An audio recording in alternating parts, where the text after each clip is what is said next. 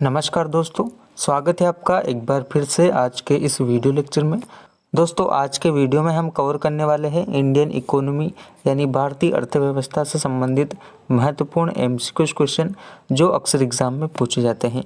अगर आप किसी भी प्रकार के वनडे एग्जाम की तैयारी कर रहे हैं तो ये वीडियो आपके लिए बहुत हेल्पफुल हो सकता है। वीडियो को पूरा देखिएगा। चलिए शुरू करते हैं वीडियो को।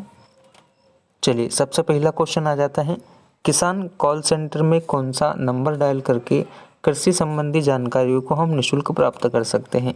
दोस्तों अगर हम बात करते हैं कृषि कॉल सेंटर की तो इनमें से ऐसा कौन सा टोल फ्री नंबर है जिस पर हम कॉल करके कृषि से संबंधित किसी भी प्रकार की जानकारी को निःशुल्क प्राप्त कर सकते हैं। दोस्तों अगर सही आंसर की बात करते हैं तो ऑप्शन नंबर सी हमारा एकदम सही आंसर हो जाएगा, यानी 1551 पर हम कॉल कर कृषि से संबंधित किसी भी प्रकार की जानकारी को हम निःशुल्क प्राप्त कर सकते हैं। ऑप्शन नंबर सी हमारा राइट आंसर होगा।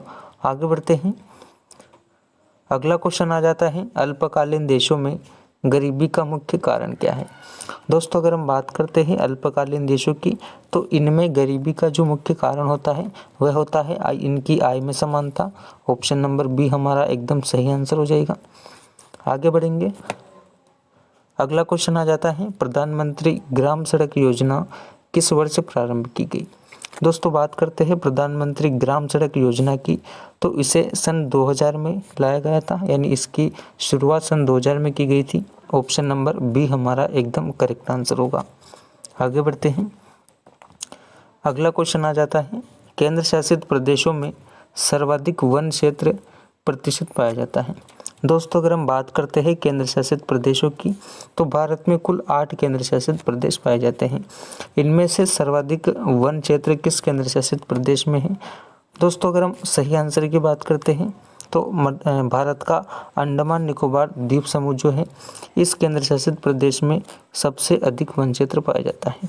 ऑप्शन नंबर ए हमारा एकदम सही आंसर हो जाएगा। आगे बढ़ते हैं। अगला क्वेश्चन आ जाता है, निम्नलिखित में से कौन सा राज्य औद्योगिक दृष्टि से अग्रणी है। यानी अगर हम बात करते हैं औद्योगिक दृष्टि से अग्रणी की, यानी औद्योगिक दृष्टि से सबसे अधिक विकास करने वाला राज्य कौन सा है। दोस्तों करेक्ट आंसर हो जाएगा महाराष्ट्र।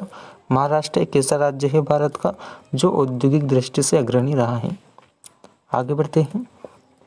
अगला क्वेश्चन आ जाता है, निम्नलिखित में से कौन सा 12वीं पंचवर्षीय योजना का कार्यकाल रहा है। दोस्तों अगर हम बात करते हैं 12वीं पंचवर्षीय योजना की तो इसके कार्यकाल के बारे में बात की गई है।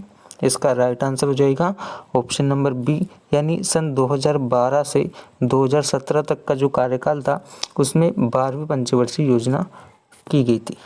आगे बढ़ते हैं।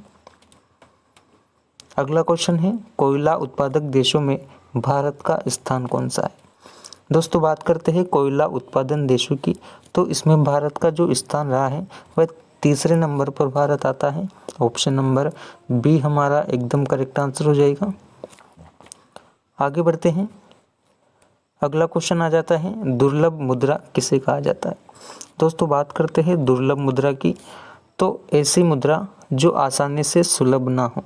Option number D is the correct answer, यानी ऐसी मुद्रा जो आसानी से सुलभ ना हो, ऐसी मुद्रा को हम क्या कहते हैं, दुर्लभ मुद्रा कहते हैं। इस क्वेश्चन के right answer option number D हो जाएगा। आगे बढ़ते हैं। अगला क्वेश्चन आ जाता है, निम्नलिखित में से एक भारतीय मौद्रिक नीति के बारे में निर्णय लेता है। दोस्तों इनमें से ऐसी कौन सी संस्था है या फिर कौन सा एक वैधानिक संस्था है जो भारतीय मौद्रिक नीति के बारे में निर्णय लेता है। ऑप्शन देख लेते हैं, भारत के वित्त मंत्री।